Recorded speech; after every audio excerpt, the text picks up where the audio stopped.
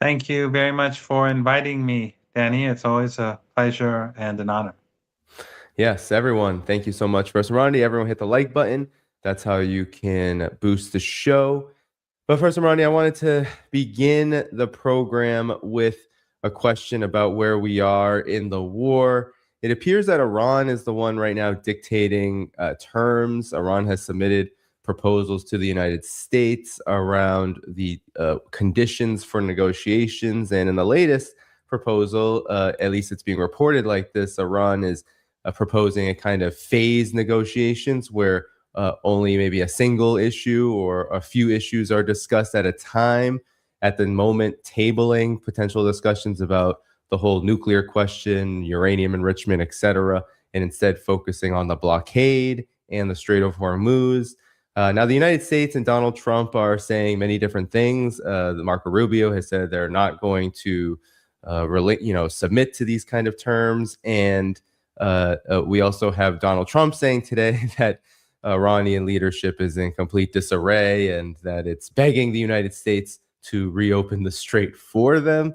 So maybe you can react to these current developments. It seems like really, despite all the buildup, the will to fight on, there are a lot of reports that the will to fight on against Iran is kind of diminishing despite all of the buildup that's happened in recent days that Iran has reported on between the US and Israel around them.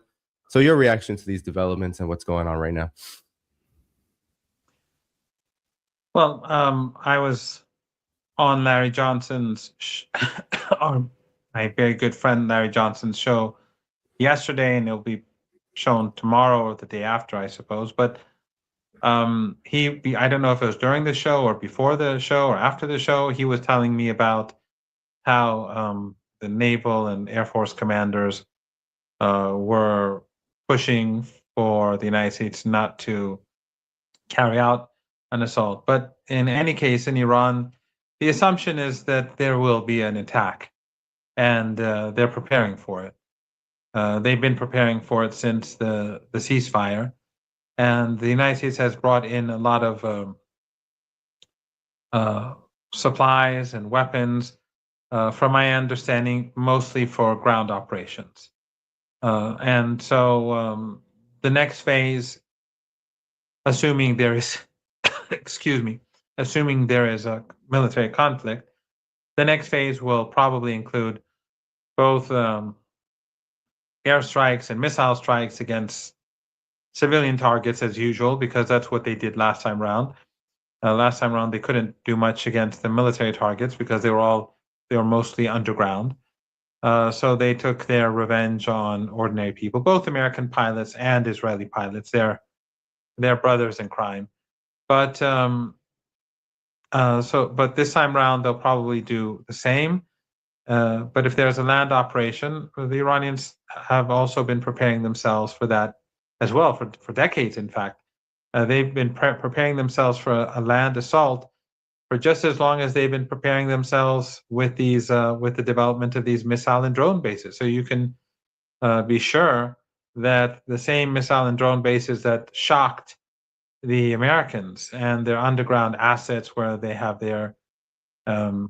where they have air bases underground, where they have their anti-aircraft systems protected underground. You can be sure that they've also prepared enormous underground and well-protected facilities to deal with a ground offensive too. And just as the Americans and the Israeli regime miscalculated uh, in this war, they will, so far, I think that it's going to get worse for them assuming that they continue the war. I think we discussed this before, but I'll repeat it. And that is that the Iranians, of course, don't want war. They did not start this war. If you watch Western media, if you listen to Western pundits and politicians, you'd think that it was Iran that started the war. But they didn't start the war. They didn't want the war. But now that the war started, Iran wants a long war. And we saw that during the Ramadan war, during the 39-day war that began in the month of Ramadan. where the Americans, after I think 10 days or so, they began sending message. At first, Trump said unconditional surrender, and then after 4 or 5 days, when nothing happened, then they put out these graphs showing that the Iranian drones and missiles were declining and they were finished and they destroyed everything. And then after a week or 10 days, when they saw that Iran was hitting back 24 hours a day, they began sending messages to Iran. And the Iranians ignored those messages until like day 33, 4, something like that, when the Americans sent that 15-point plan that the Iranians then rejected because it violated Iran's ceasefire. And then the Iranians gave their own 10-point plan, which Trump accepted as the framework for negotiations. So that 10-point plan is what the Iranians are insisting on right now. And they're saying, our priority is not nuclear talks. Every time when they sat and talked with Americans in Islamabad, the Americans were insisting on the nuclear program. The Iranians said that's not our priority. Our priority is the 10-point plan. It is the war. It is the illegal siege. It is the genocidal attacks in Lebanon and Gaza. These have to be dealt with. And our negotiations are going to focus on the 10-point plan that Trump himself acknowledged would be the framework for negotiations. So he has nothing to complain about, even though subsequently his spokeswoman, she said we threw it in the bin, but that's Iran doesn't care what she says. Iran doesn't care what he says. This is what's on the table. So for now, I don't see at the moment, I don't see any sign of movement. But if at some point negotiations do resume, and they will one day, I don't know when, but when they resume, the Iranians will make sure they will demand that the Americans first abide by their current commitments, and that is the ceasefire commitments. The Zionist regime violated the ceasefire commitments, and for 10 days, Iran said we're not going to allow those extra ships to leave the Strait of Hormuz. As a result, that was Iran's commitment. And then when the Zionist regime ultimately was forced to accept the ceasefire, even though now it's slaughtering women and children as we speak, then Iran said, okay, we'll let those extra ships go through. Now, the reason why I say extra ships is because ships do come and go with Iranian permission, and Russian ships, Chinese ships, and Iraqi ships, countries that were not involved in the war against Iran, like the Saudis and the Emiratis and others. Their status is different because they engage in aggression. But sometimes their ships do go through, like a Japanese ship left the Strait of Hormuz, I think, today. Obviously, it paid a fee. And I think I'm not quite sure. I read where it took its oil from. But in any case, Iran allowed it to go. But in general, the Iranians were supposed to, in the ceasefire agreement, allow more ships to pass through the Strait of Hormuz. But since the Americans violated the deal by not pushing the Israeli regime to stop the genocidal strikes, Iran refrained from doing so. And then as Iran refrained from doing so, because of the Israeli regime, the Americans imposed a siege on Iranian ports. First on the entire Persian Gulf, then they said Iranian ports. And then Iran said, well, after the Israeli regime backed down and Iran said the ships can go, the Americans said, fine, but we're going to continue to impose the siege. The Iranians said that's a violation of the ceasefire. That's an act of war. Boarding our ships is illegal. And so we're not going to let those extra ships go through. So Iran is basically saying that if you want to continue to speak with us, first you have to resolve the previous issues that remain on the table. You cannot have a ceasefire agreement with us and not carry out your commitments and then expect to have more talks, because it's clear as day that if we have a new agreement, you will look back and see and remember what you did not, you refrained from doing during the previous agreement, and you'll repeat that in the new agreement. The Americans will continue to refrain from carrying out their commitments, and it will just it will be a useless process. So we are where we are right now, And the Americans are hoping that they'll starve Iran. Literally, they speak about Yeah. starving the Iranian people, which shows the nature of the Trump regime and the regime in Washington in general. But what they're doing is they're starving the world economy, all for the sake of the Israeli regime, all for the sake of Netanyahu. The entire world is suffering and moving towards perhaps an unprecedented crisis in history, and quite possibly an unprecedented crisis, simply because of Israel, because of this genocidal regime. Everyone must pay the price. And it's very interesting that many of these countries that are paying the price now are countries that supported the genocide.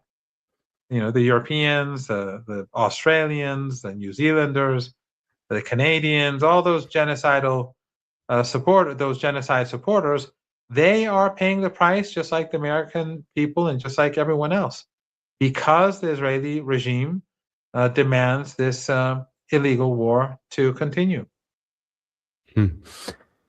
Well, Professor Ronnie, I wanted to read what Donald Trump said on Truth Social, and then ask you about the reality here. So, Donald Trump said that Iran just informed us, and I know you responded to this, that they are in a state of collapse, in quotes.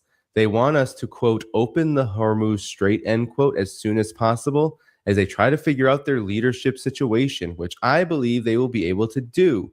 Thank you for your attention to this matter. Now, President Randi, as he's talking about the Iranian leadership being in disarray, Foreign Policy Magazine, NBC News are all saying that actually Iran is more united than ever and there's no sign of collapse. And then we also have reports about Iranian energy crisis coming. And then you have the UAE leaving OPEC.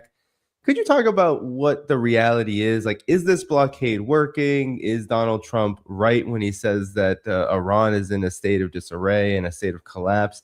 And what's the reality here as the UAE is the one we're hearing pulling out of the historic OPEC alliance that has been around for decades upon decades now, dictating oil production in much of the world. Your thoughts on these things?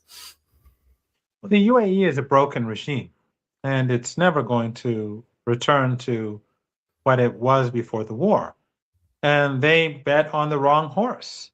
The regime thought that it could have its cake and eat it too. It thought that it could participate in the slaughter of Iranian schoolgirls, and that it could pretend that it's neutral.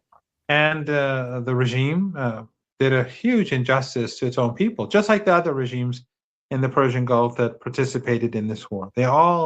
Regimes have hurt their people in a big way, and as things stand, it'll get far worse for them.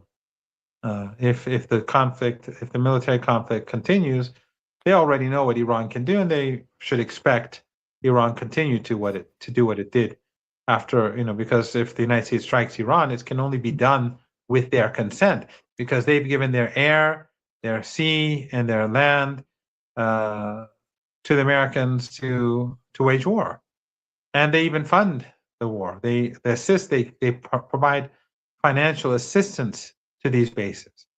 It's quite stunning, and they're not just small bases. I mean, they're huge, and they're in all over these countries. So the UAE really isn't important. They can stay in OPEC, they can leave OPEC. They have to figure out how to survive the regime, and I'm not quite sure that this regime is sustainable. But with regards to Trump, what Trump said, if we look at Washington, the fact that so many generals have been removed, and the Secretary of the Navy has just been removed, and the infighting that we see in the United States, and how the public is completely against this war of choice and this murderous war of aggression, I think if there's going to be talk of disarray, then I think the United States, I think Washington looks more like the side that is in disarray. In Iran, no, that's not true. I mean, I mean, you can always say there are differences. Everyone in Iran has their own view, and contrary to what they've been saying in the West all these years, Iran, you have healthy debates, you have different political parties, you have different factions, and they're very hostile towards each other often in their media. Of course, now after the war started, a lot of that has died down for the time being. But of course, there are differences, but differences in the sense that the country is in disarray. That's nonsense. In Iran, it's clear how the state functions. Anyone can read the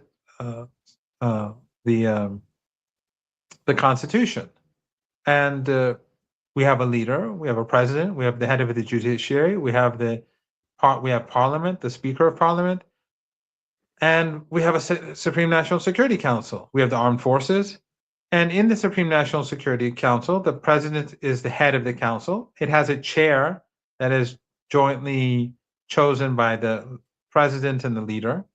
Dr. Larijani, who was martyred, was the chair before. Now there's another chair. You have the heads of the three branches of government. You have representatives from the military, the cabinet, and the leader has two representatives in the council too. So the Supreme National Security Council makes the decisions, makes strategic decisions, and if the leader approves, then that's how things will be. The Supreme National Security Council has, as we all know, has made Dr. Ghalibaf, the Speaker of Parliament, the person who negotiated with Vance in Islamabad, the representative and the person in charge of negotiations with the United States. Very clear. It's Dr. Ghalibaf. If ever there's any confusion among Western analysts, all you have to do is show them a picture of Dr. Ghalibaf and say that this is the guy. Don't worry. This is the guy in charge. He, of course, is answerable to the council, the Supreme National Security Council, and of course the leader. But that's it. So he's the person in charge. He makes the decisions.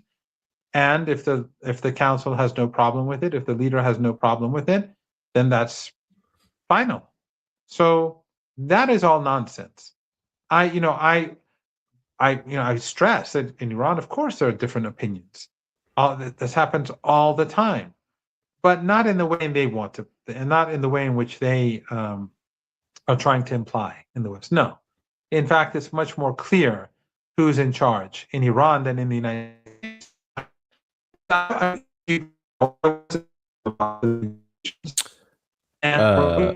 Hold on, Professor Marandi. I just want to interrupt just because we are going through some connection problems at the moment. Okay. But no, usually when I interrupt it comes back. Yeah, I think so. So where did I get cut off?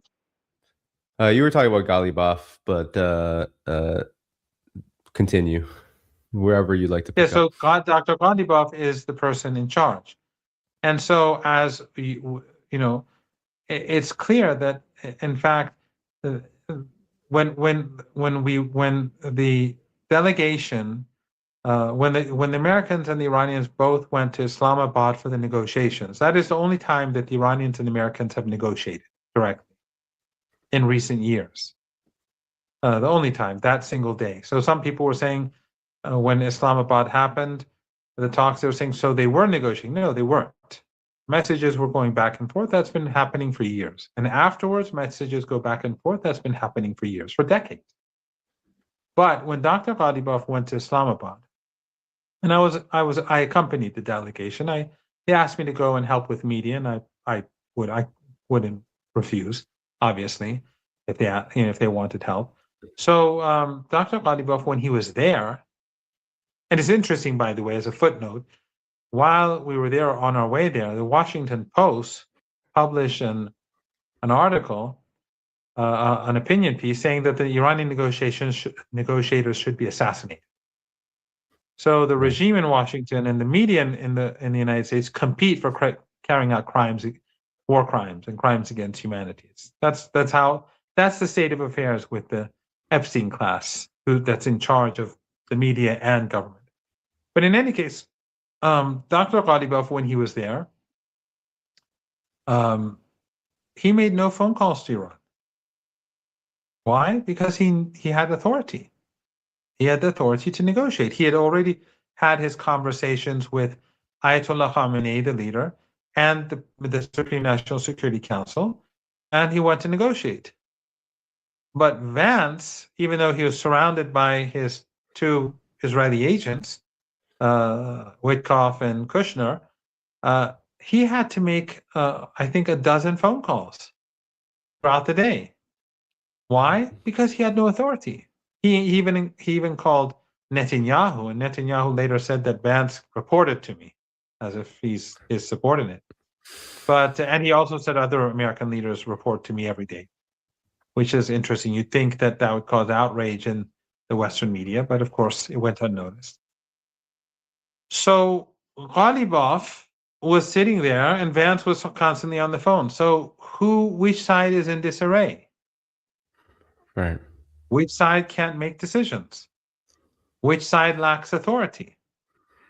Which side is unstable? I mean, all you have to do is I don't look at his Truth Social post unless someone forwards it to me. I don't bother reading this nonsense. But who's the person who's constantly one day saying that he's going to wipe out Iranian civilization, and you didn't hear anyone in the West, in Western media, these major journalists, or or you didn't see the New York Times or the Guardian with huge headlines that saying that Trump is a mass murderer, Trump wants to carry out the Holocaust in human history. None of them said that, because they have no moral compass. They're all the same when it comes to empire. We see that in Gaza. We see that in Lebanon. We see that everywhere. They've been sniping little kids in Gaza for the last few days, and in Lebanon they carpet bomb them.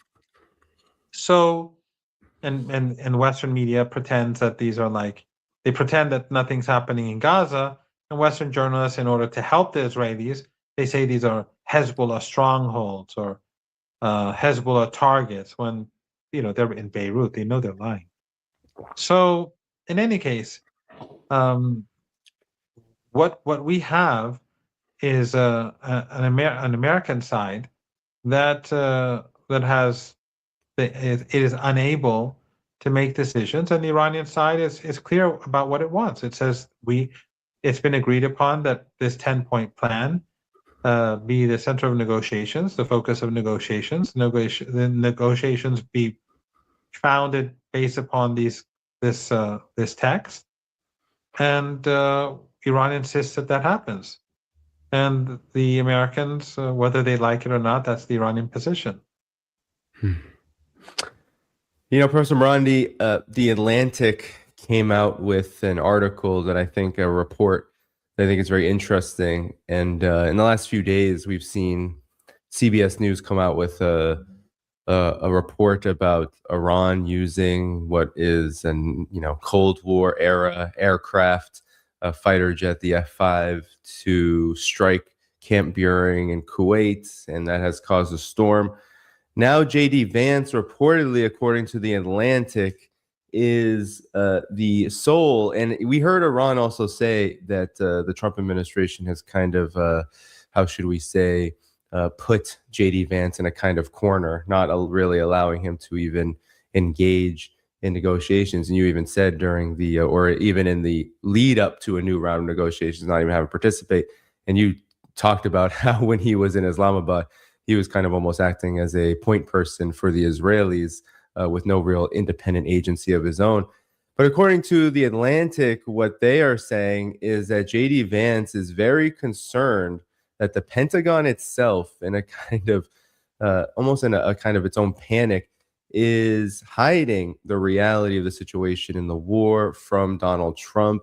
In particular, what is being cited is that the availability of missile systems, the consequences of a dramatic drawdown in munitions that is going to essentially demilitarize much of the world of the United States' presence, especially its missile systems, air defense, et cetera, if this thing continues onward and ends up escalating again. What do you make of these reports and what it says about the reality of the war right now? Because, it seems like in the midst of what you said before, that there is a buildup around Iran, that there is an expectation by Iran another attack is going to happen. It seems like there's also a lot of internal disarray, chaos happening inside of both the White House and the Pentagon that seems to be influencing why there is this, I think, long pause and maybe an inability to strike Iran in the way that the United States and Israel would hope to do. So, your thoughts on this? Well, this goes back to what we were discussing a bit earlier, and that is that, when they say there's what are they talking about? Sorry, President Marty, I just want to interrupt you just so you don't answer the question under the conditions of connection problem. Are you still there? Yes, I can. Sorry about that. That's just how it is. No. It seems like when I interrupt, things kind of come back to normal. So again, it started right as you began, so you can begin again. Yeah, I was just saying that when they speak of disarray, as we discussed earlier, that is, I think, something that should be attributed to the United States, not to Iran. Both the White House and the Pentagon. We've heard that in the Pentagon there's a sort of rebellion against the Secretary of War, as he calls himself, and this is even after those commanders, the generals, were removed, and the generals were removed right before that operation that they carried out near Esfahan. That was really about the nuclear enriched uranium, not about pilot. But I would assume that their removal had something to do with that operation, and that they were warning against doing this sort of thing, and so they were kicked out of the Pentagon and the White House. From what we're hearing from different sources, things are not going well there either. And meanwhile, while the Americans are imposing a siege on Iranian ports, regardless of how effective it is or not, and different people have discussed that on your show, I think. But the fact is that the United States has imposed an embargo on the entire world, and the world is heading towards catastrophe. Every hour we're moving closer. Every minute, literally, the world is moving closer towards catastrophe because the Strait of Hormuz is shut down. And I'm sure all of your guests have gone over this multiple times. It's not just oil, it's not just natural gas, it's not just LNG, it's not just helium, it's not just fertilizer, it's not just petrochemicals. The list goes on. Gasoline, and also for the United States, a lot of the huge amount of wealth that these family dictatorships in the Persian Gulf would make, it would go to U.S. stocks and bonds or U.S. weapons. So a lot of the money would go right back to the United States, and that's not happening anymore. So the crisis is getting worse, and what we're seeing is the tip of the iceberg. We really don't comprehend how bad it is. We only hear sometimes from experts when they sort of discuss about the implications and what lies ahead of the global economy. Does it, does the sheer danger become clear to us? But so while he's trying to strangle Iran, he's strangling himself. He's strangling Americans, and all for the sake of Zionism, all for the sake of a genocidal regime, all for the sake of genocide. But the real question is, who is going to be more steadfast, Iran or Trump? Well, we saw in the 39-day war who outlasted the other. Trump came in demanding unconditional surrender, and by the end, he accepted the Iranian 10-point plan as the basis for negotiations. So it's clear who had the upper hand. And in this siege warfare, regardless of how effective the siege is, and it's obviously going to cause pain for Iranians, and they're trying to block food. They're trying to block medical supplies. They've stolen Iranian medical supplies. But regardless of all that, Iran is a resilient country. I think people now across the world are appreciating Iran more than ever before. And last time I was on your show, I did advise people to go and buy that book, Going to Tehran. I still advise them to do that and to buy it for others and friends. People should read the book by Flint and Hillary Leverett. If the United States had listened to them, first of all, they deal with a lot of the myths about Iran. But if the United States had listened to them, we wouldn't be where we are today. We wouldn't have a global economic crisis. Instead, the United States marginalized these people and antagonized these people, demonized these people, and listened to the Zionists, and we are where we are.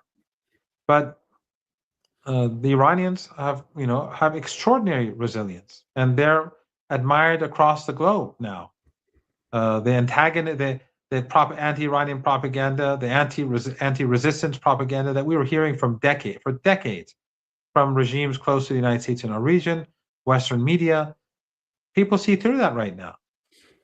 And I was just saying to Nima earlier that a friend of mine, he's a Brazilian Marxist. He's in Shanghai. Well, he's in Shanghai right now, and they're having this, I don't know, conference or this set of meetings between leftist organizations across the global South. And he was saying that many people were saying they were expressing interest in becoming Shia Muslims, these Marxists.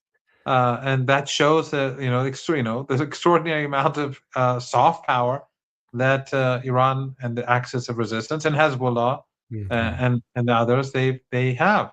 I mean, Hezbollah right now. We all remember how most people were saying that they were weakened and they're broken, and the Americans and the Israelis and Erdogan took Syria, and of course the U.S. installed, and its regional proxies installed these puppets, the president and the prime minister of Lebanon, and everyone said the resistance is over. And we were saying not at all. And today we see what Hezbollah is doing to the Israeli regime, despite the antagonism from ISIS and Al-Qaeda in Syria and the Western puppets in Beirut, and of course the genocidal regime in Tel Aviv.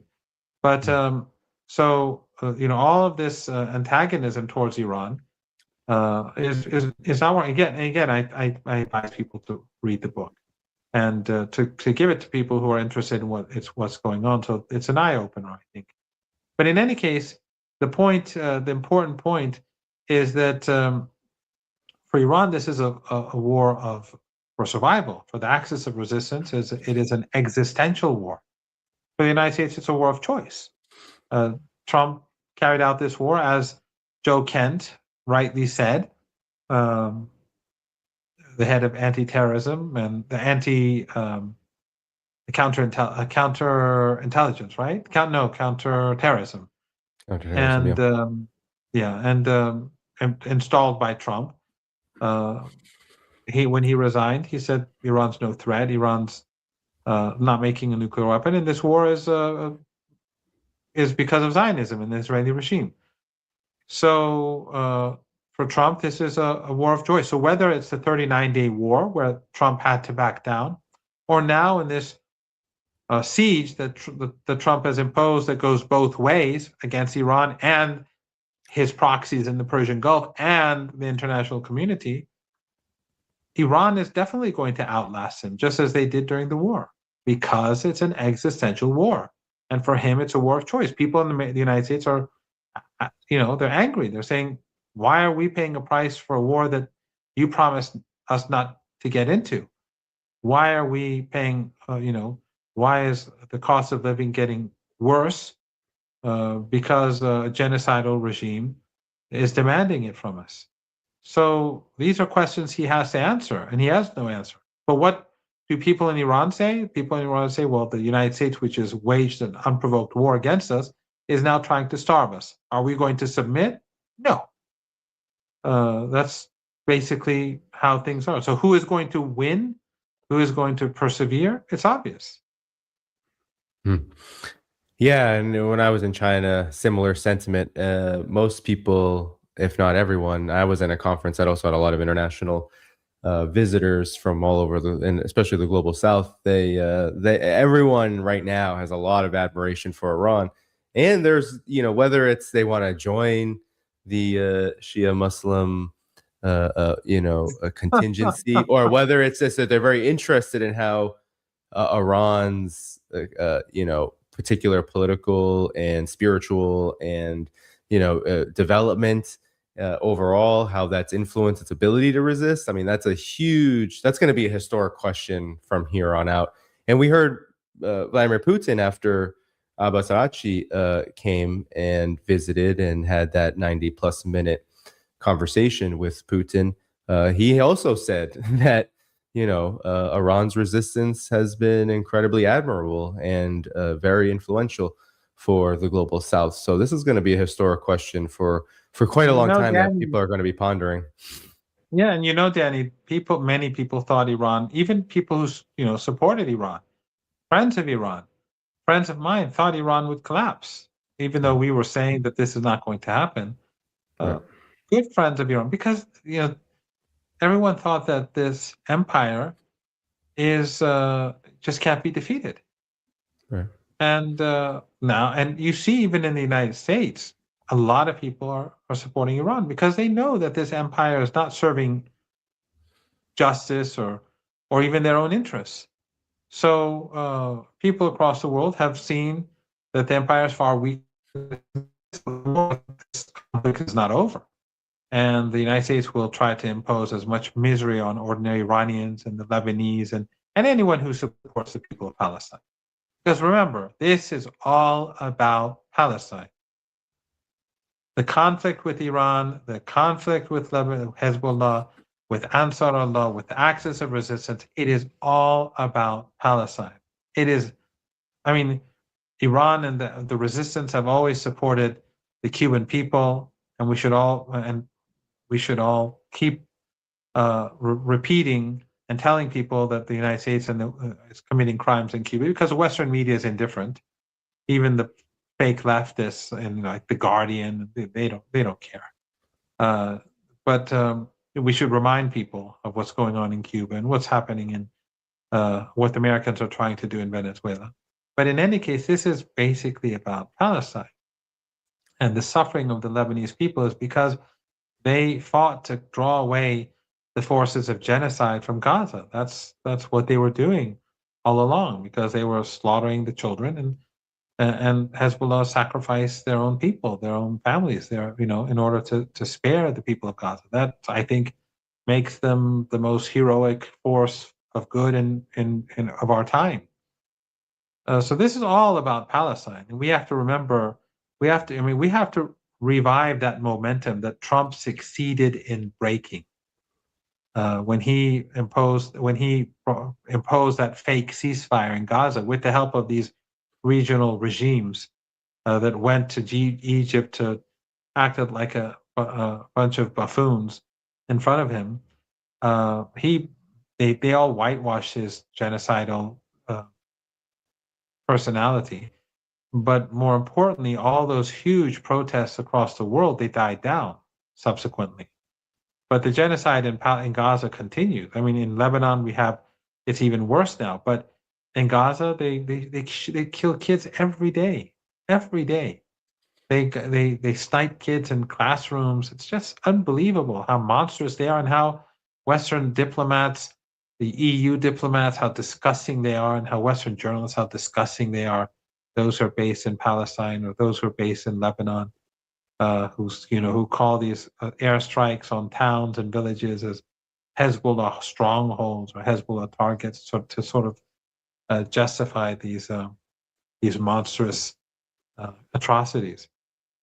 But this is not over, and the war is going to continue, and we haven't reached that final stage. But as every minute that the global crisis is going to get worse, and if the United States attacks Iran, which I think is quite likely because they amassed so many troops in the region and so much, they spent many, many billions of dollars just in the last 2, 3 weeks to bring in so many assets that I think it's highly likely. I don't think this is just about some bluff, but it's not over. But they're not going to win. Now, some again, as before, say that why did Iran accept a ceasefire? And I explained before that after the 12-day war, Iran accepted the ceasefire, even though it won the war against the Israeli regime. But Iran needed the ceasefire because it had to redesign its defense capabilities and offensive capabilities because it saw shortcomings during that 12-day war. And we saw the results in this war. Even though U.S. firepower is far greater than the Israeli regime, Iran, despite the Israeli blitzkrieg attack, Iran defeated them after 8, 9 days. Netanyahu was begging for a ceasefire. But here the firepower was far greater, and these regimes in the Persian Gulf were there to help the Americans. Despite that, Iran did so much better than during the 12-day war. Why? Yeah. Because they spent that time wisely, those 8, 9 months. And when the ceasefire happened this time around, Iran scored a huge victory, political victory. The world saw that the United States went from demanding unconditional surrender to accepting Iran's 10-point plan. I think that's a huge achievement. But also Iran needed to prepare itself for the next phase. And for Iran, it's much easier to do so because it's on its own home turf. So we are where we are, and things could get a lot worse before they get better. But I think there's no doubt that the Trump regime will fail, regardless of what happens. Meanwhile, whether they attack or they don't attack, the global economic crisis gets worse and worse and worse. Yeah, I mean, I totally disagree with people who criticize Iran for this, especially this round of taking a ceasefire, because Iran was able to consolidate and focus hard on how it's structuring its control over the Strait of Hormuz. And it has been able to rebuild, according to reports that I've seen, it's been able to focus on rebuilding key infrastructure, getting that started. All of which, and then Iran has also announced that during this time, it has not been sitting idly by. It has actually been, as you said, reconstituting its defenses and actually expanding its production of key parts of its arsenal, like ballistic missiles, etc. So all of that seems to be on the plus side of the equation, plus stopping the bombing, which is a plus side of the equation as well. So all of that seems to work in Iran's favor. But one thing I wanted to ask you, Professor Marandi, in addition, if you wanted to comment on this, there have been these reports saying that Iran is running out of places to store its oil. It has only about 2 weeks, about to 21 days, 22 days before it of capacity left, and that the U.S. blockade is having a significant effect in Iran being able to export its oil. This was reported by Bloomberg, and I'm wondering about the veracity of these reports and what Iran is doing potentially to, get around any of the effects of the blockade so far. So, your reaction to any of this?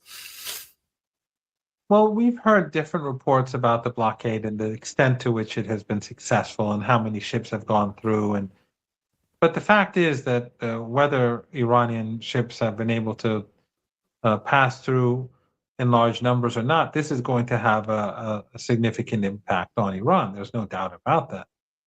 And of course, it's going to lead to more difficulties in Iranian oil exports.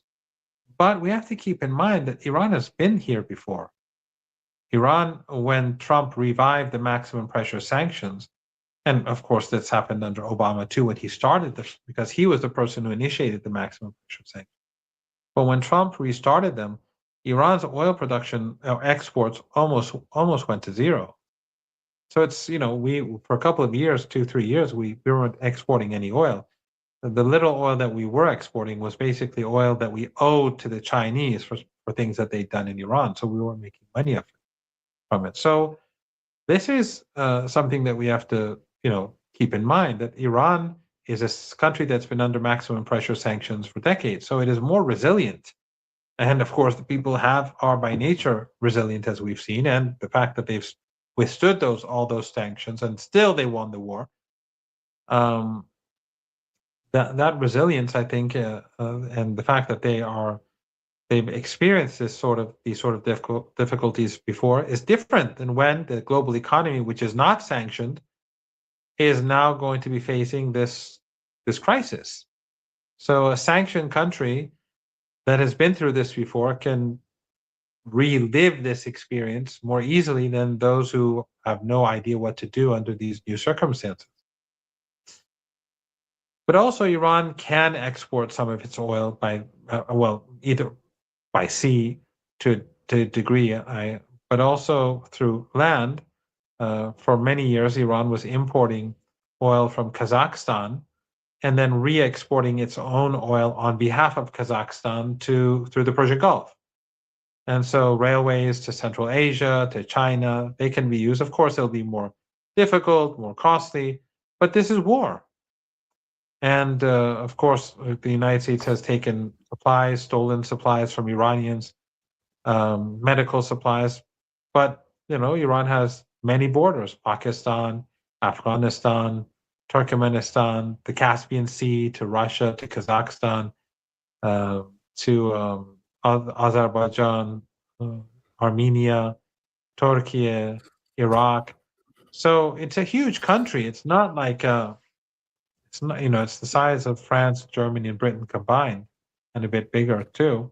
It's not Russia, but it is a very large country. So but at the end of the day, the important thing is that the Iranians, for them, they're a resilient people, and this is a voice. This is a war for survival. This is an existential, and it's just another genocide war that they love carrying out, whether it's Cuba or Venezuela, and in particular Palestine, or Syria or whatever. For them, it's a war of choice, but they've chosen the wrong country to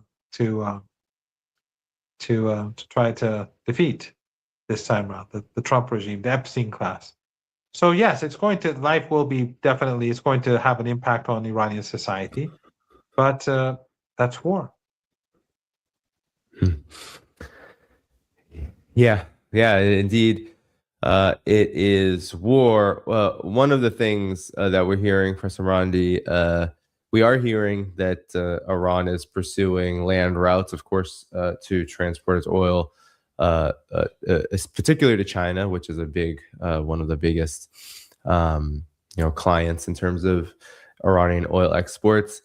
And there's also reports in the Strait of Hormuz, and I think this is maybe part of the implications of what this blockade by the United States, and of course the ongoing aggression against Iran in general, the results of this, or one of the outcomes of this, has been Iran becoming an even bigger engine of building a more independent, multipolar world away from U.S. hegemony. So you have the increasing use of land routes to transport oil, and then also in the Strait of Hormuz, there was a lot of joking going around with the Japanese vessel that was was allowed to cross by Iran in coordination with the Iranian Navy. That the Japanese vessel had to actually pay Chinese yuan in order to settle the toll with Iran. So, again, these are the kind of reports we hear more and more now, as, Iran is forced to, as well as making even bigger decisions and choices and efforts for its own survival, but also for its own benefit, charting this more independent, multipolar world out of this war. Yes, and Iran had no intention of taking the Strait of Hormuz. This is thanks to Netanyahu and Trump and these 5 family dictatorships in the Persian Gulf that pushed Iran to do this. They militarized the Persian Gulf. They used it as a platform to assault Iran, and Iran is not going to let that happen again. And Iran is also going to make these countries that have been hostile towards Iran and have helped with this war to pay compensation. And legally, Iran can do so. It is interesting that illegally, Iran, since they didn't sign this 1982 convention, they can do this. But Western journalists say, "Well, this is illegal," and regardless of whether it's illegal or not, and it's not. But the war was illegal. Why aren't you worried about? Why don't you talk about the war? That's just how Western journalists are. Everything is about Iran. They can rape and plunder. They can rape prisoners in Gaza, and then they can snipe little kids. But it's never. It's all always about Israel. It's about the Israeli regime. It's about Israelis and all that. So the same is true with Iran. We're all Amalek, after all. So Iran is not going to relinquish the Strait of Hormuz. That's never going to happen. And the United States can launch an attack. They can launch a ground attack. They can take territory. They'll have to leave ultimately. Iran in some places won't let them move forward. In other places, they'll probably let them advance and start punishing them with missiles and drones and rockets and so on. But regardless of what happens, the Iranians are not going to give up the Strait of Hormuz, and the Americans are going to ultimately have to concede defeat. And these regimes in the Persian Gulf, it's only going to make the reparations for them much more costly. Yeah. I think it's really important to make clear too that when Iran proposes this kind of phased negotiations and puts out there the Strait of Hormuz will be a point of negotiation, I don't think at all, as you said, that the range of those negotiations will never reach the point of, well, Iran is just going to relinquish whatever authority it has set forth upon the Strait of Hormuz. No, I think it'll always be about, well, what does that look like, and how much can Iran actually extract in terms of concessions from the aggressors through the Strait of Hormuz. That will be the range. It will not be anything outside of that. But also with the Strait of Hormuz and the whole question of legality too, what's so interesting is that no matter what debate people want to have about is the Strait of Hormuz international waterways or Iranian territorial waterway, whatever it is, in the condition of war, no matter what, the Strait of Hormuz falls within Iran's territorial waters, regardless of whether you believe it has the right to assert that or not. And therefore, in the laws of war, if Iran is the victim of especially of a naval war, but any kind of war, it has the right to defend itself through its territorial waterways, which means everything it's doing is actually legal in terms of the laws of war. It's not illegal. It's legal under international law. So it doesn't really matter anyway, because international law, of course, people can bend it however they want. But in the end of the day, Iran has definitely taken what most people, I think, in the world view as reasonable measures to defend itself from aggression, and the Strait of Hormuz is a big piece of that. So anyway, any reaction to this? And there's some audience questions that we can get to before we head out of here. Yeah, just one other point that I want to allude to, and that is that we're in the Persian Gulf region and on the Arabian Peninsula, we're heading towards hot weather. And it's at the end of April, and March is the transition month. Sorry, May. May is the transition month. And by the end of May, it's going to be very hot and humid. And if the Americans want to engage in war and then they start striking Iranian critical infrastructure, well, they know exactly what's going to happen. And that is going to make it hell on earth for the Americans and those who assist them. So it's, and we have to remember that when the Americans invaded Iraq and also when they invaded Kuwait, they did it, I think, I always work with the Iranian calendar, but I think in January or so, when the weather is cool. The circumstances in the weeks ahead are going to be very, very different. It's already getting warmer, but it's going to get very hot in that area. So it's going to be very tough on American soldiers. And if, again, the Iranian critical infrastructure is struck, the Iranians have said that they will retaliate. And I think the implications are clear. Yeah. I mean, in a retaliation at this point with gas prices where they are, And of course, as the Israeli it's regime will pay a heavy price as well. But these countries in the Persian Gulf, it's extraordinary why they're siding with the Israeli regime in the United States. Without them, the United States couldn't have waged war against Iran, and without them, they can't do it now either. They've such a disservice to their own people. They've murdered so many Iranians. They're partners in crime, but they've done such a disservice to their own people, and participated in a war to help Netanyahu and Trump that I think is just unbelievable. I mean, in the case of the Emirates, which is really a proxy regime for Zion. I mean, it's a Zionist right. ally. It's the worst regime possible that you can think of in this part of the world, aside from the Zionist regime. But everyone else is just stunning how obedient they are to the United States and how compromised they all are. Yeah, so much so that the UAE, it's been reported that they were coordinating directly with the Israelis for their territory to be Of used. So course. not just the Americans, but they were coordinating directly with the Israelis. And in Bahrain, I'm sure you've heard the reports that Bahrain has been clamping down incredibly hard on its population, in lieu of the fact that there was a lot of support within Bahrain for Iran and against the U.S. war. So this is an ongoing theme, and I wanted to ask. So there's a couple of questions here And it's from not the just audience. Bahrain. Across the Arab world, Iran has had huge support because Yeah. people across the Arab world know that where these regimes stand, and all the money that they made never went to help the Palestinian cause.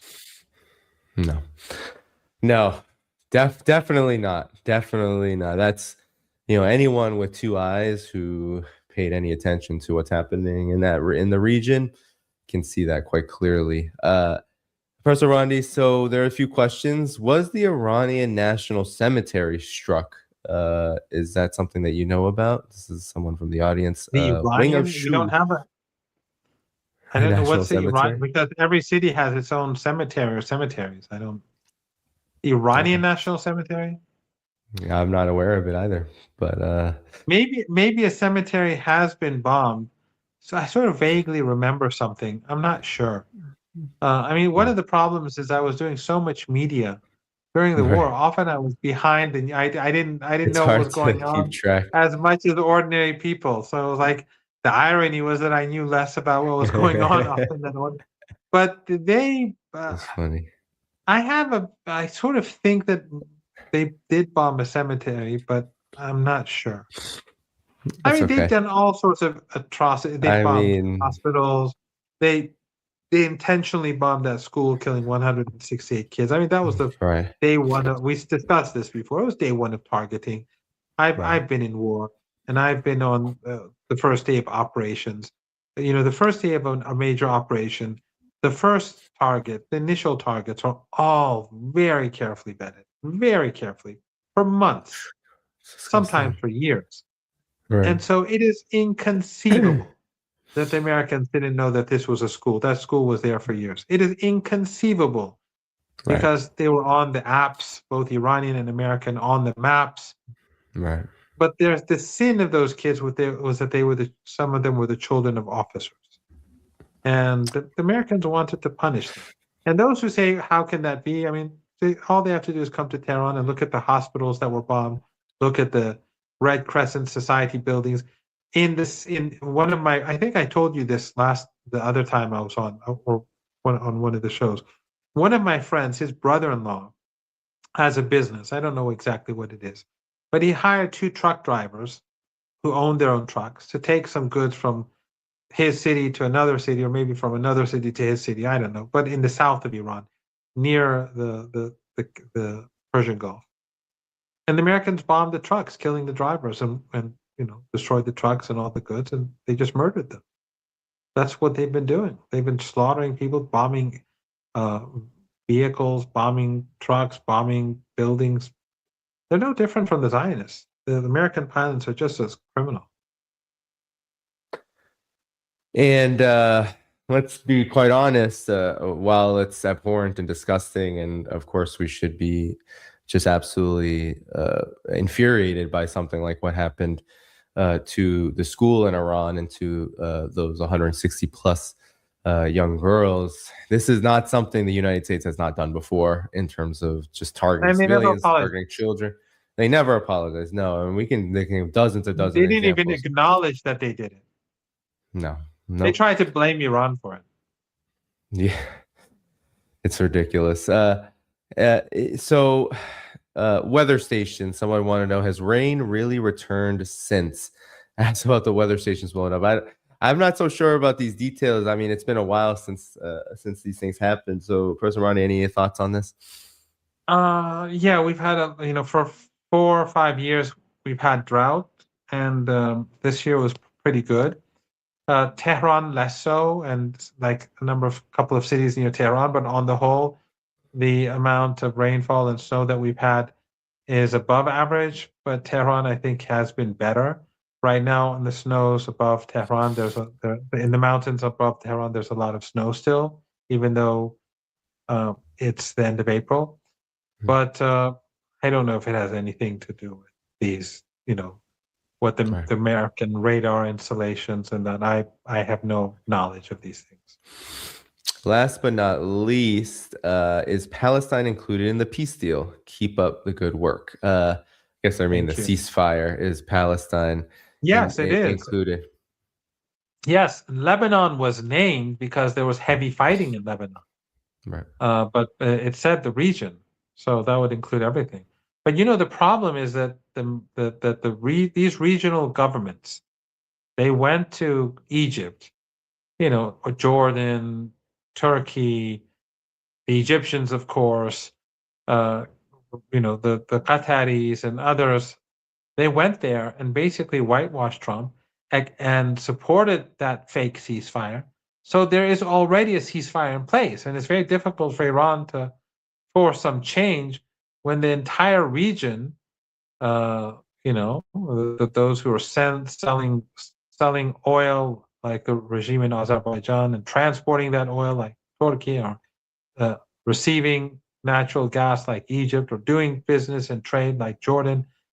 When all these countries go and help Trump impose this fake ceasefire, it's very difficult for Iran to do much about it. But in any case, the Iranians have said that regional ceasefire that includes Lebanon, that includes Gaza, but it's specifically named Lebanon because there was heavy fighting. Yeah, and I think also there's language about all of the fronts being resolved, which would include basically every resistance front that has any. Of course, because this is all about Palestine. I mean, everyone has been sacrificing for Palestine. Iran has been sacrificing. Yemen has been. Everyone has been sacrificing for Palestine. In fact, sometimes it's amazing. You see some people online making comments. I don't respond to them, but you know where they're from, and their own countries are complicit in all this, and they attack the resistance and always use some excuse. Why did you do a ceasefire? Why did you do this? Why didn't you do that? I know, and you know who these people are. Your country, the Emirates, is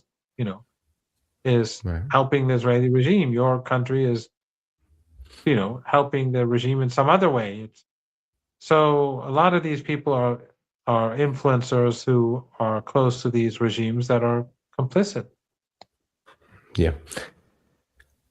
Indeed. I mean, I feel like since this is going to be a long protracted war, a long protracted resistance, I mean, resistance is always like this. It takes a while before it comes to a head, and real significant historic outcomes are reached. And so I guess we'll have to cringe through these kind of reactions for quite some time. I think this is a great last question to end on. What would you say for all the people who stand? This is from MK Dash. I won't read all of that, but thank you. People around the world are seeking unity more than ever. What would you say for all the people who stand with Iran and humanity in general? Get on the streets and revive the anti-genocide protests on Gaza. And of course, if they're interested in Iran, I mentioned that Going to Tehran book that I think is a very good read. Alistair Crook also has a book I think Culture of Resistance. It's worth reading. It's very it's old, but it's a good book. But people should get back on the streets. It's the momentum that was lost has to be revived. They are sniping girls and in classrooms in Gaza. They're murdering kids every day, and of course they're doing the same in Lebanon. But the Gaza, we should make this the central focus of all of our work, and we all have to be active online. We have to be active elsewhere. We have to put pressure on governments without breaking laws. But we have to revive the momentum. Yeah, I think that's a great place to stop. I want to thank everyone who gave super chats, who became members. Thank you, Ernie. Thank you, Freddie. Thanks to Texas Real for that question. Thanks to Wing of Shoe, Peters, everybody. Thanks to Kirk Doherty. I wanted to let people know that, speaking of Alistair Crook, he's actually coming on the show tomorrow, 10 a.m. Eastern time. So be sure to watch that, April 29th, tomorrow. So press the like button so that tomorrow his interview comes up. Yeah. Press the like button here, because that will spread this video around. And yes, the more you're engaged actually with this channel, liking, commenting, of course, subscribe. But subscriptions, they mean something, but it's more about how you engage. So liking the videos, if you comment, that's great too, because that will tell YouTube that you like this channel more than just subscribing and then not doing any of those things. So these are kind of the little things. I can't contribute because I'm sanctioned. So, but if others contribute, that's hey, appreciate that. Well, gifts and curses from U.S. sanctions, I think, in some ways. But President Marandi, this was great. Everyone hit the like button as you go. Of course, the video description is all the places you can support this channel. We're going to head out together, and I will see you tomorrow, 10 a.m. Eastern time, April 29th, with Alistair Crook.